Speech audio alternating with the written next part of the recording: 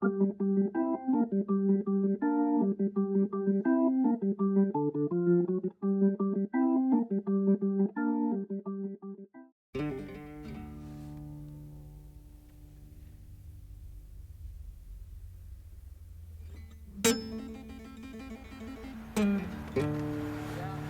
I woke up Monday morning, wondered if tears would be this bad.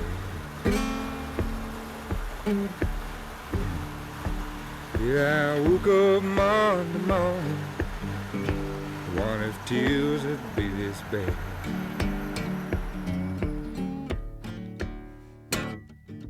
Yeah, I laid down thinking about last night. A couple of years ago, when a friend of mine, a young artist, was here in the studio working, she had brought me a little piece of wood like this. This was the piece of wood. And it's a basswood that has been sliced out of a tree, kind of like an arts and crafts item more than anything. And so she asked me if I would do a drawing on it of some sort, and I said, well, yeah, you do a drawing on one and I'll do a drawing and we'll trade drawings. And so in doing it sort of as kind of a gag to begin with on wood, I discovered right away that the basswood cut in this particular way on the end grain takes pencil beautifully, just beautifully. So I found that right away when I thought it was going to be kind of a bit of a, a gag gift, a jokey kind of thing to do on this funny little slice of tree, which, as I've always said, the built-in frame, since the bark's still on it. I was really surprised at how well the actual wood takes pencil. I mean, it just takes pencil beautifully.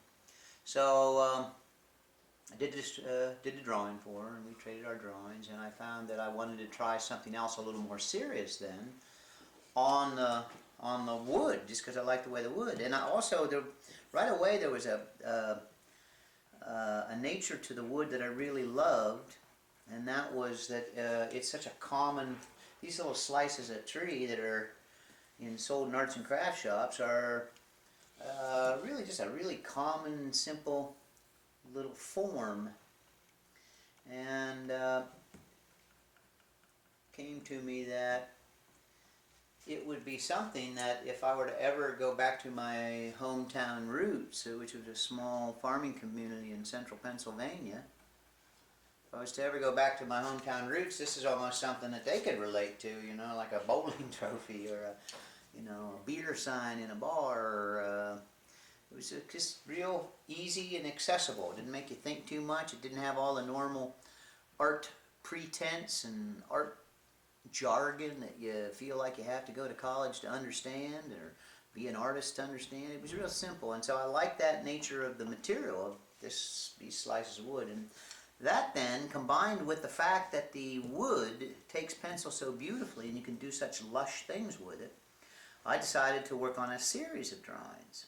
And I have worked in a series my whole career. I'll get a subject I like, and I will stay with the subject for, some subjects I've stayed with through my entire career. In this case, with these little wood panels, I started thinking about sort of the hillbilly roots of my childhood, of being Appalachian, central Pennsylvania, and I started thinking, gosh, I could do little drawings on these pieces of tree slice, and I could put them in a suitcase, take them back to my hometown county fair, which is the first place I ever saw art in my little town, and also the first place I ever sold art. I got a Blue Place ribbon there when I was about 10 years old, and I don't remember exactly what it paid, but at the time it seemed like an extraordinary amount of money for a drawing. And so hence the first actual moment when I realized I might actually be able to sell these little things I made. Now, I wasn't drawing on tree slices then. I think I was probably painting on cardboard. But that folksy, unpretentious nature of these wooden panels and the drawings that I have chosen to put on them, I like that would be very accessible to a common person. You didn't have to be learned in the things of art or art history to appreciate them. You just might like them because they're little drawings. And I was also hoping that when, by people hold them in their hands,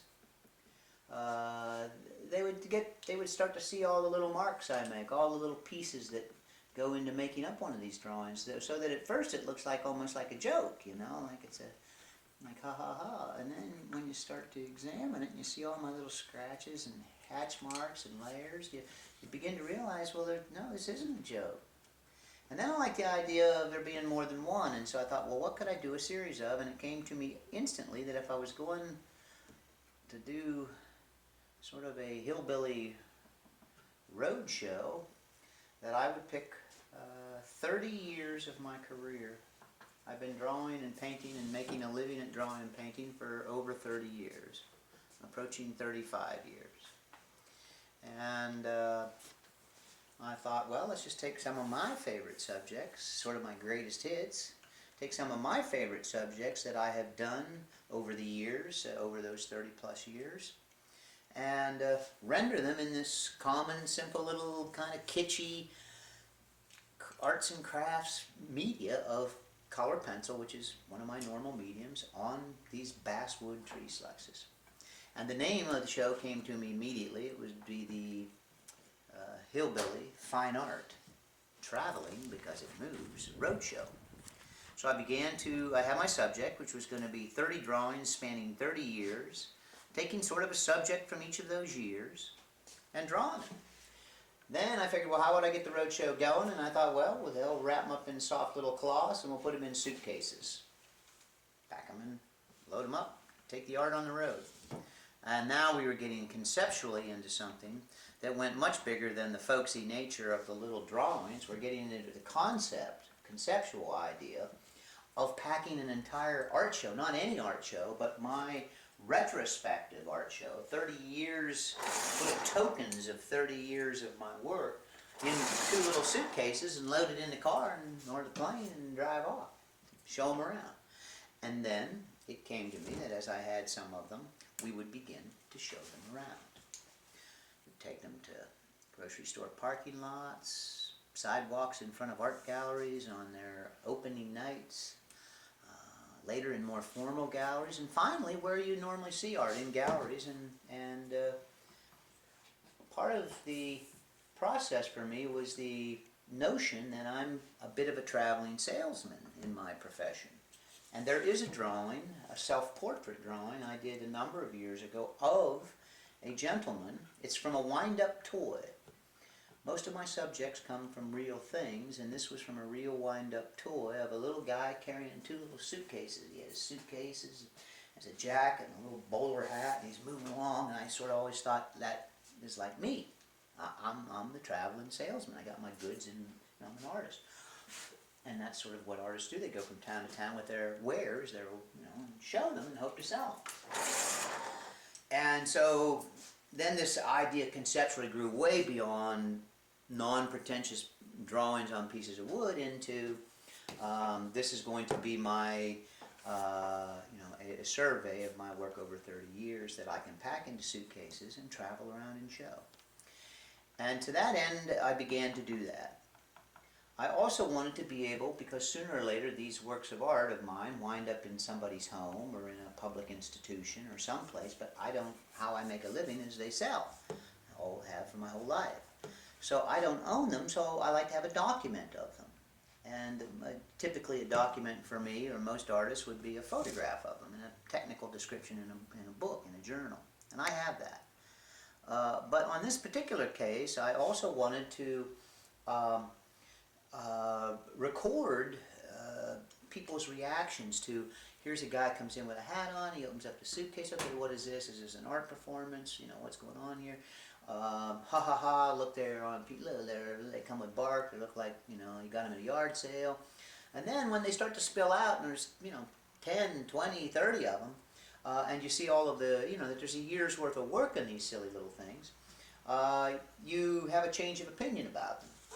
And so to document people's reactions a little bit and what they look like as a performance of taking them out of the suitcases, I asked and commissioned my nephew, who works in film, to document as best we could people seeing them as we took them around from show place to show place, and to that end to collectively work on this very short documentary that we're doing right now about this body of work. This by and far is not everything I've done in my life's work. This is one piece that is 30 parts to it, and the 30 parts are the little drawings. And it has been really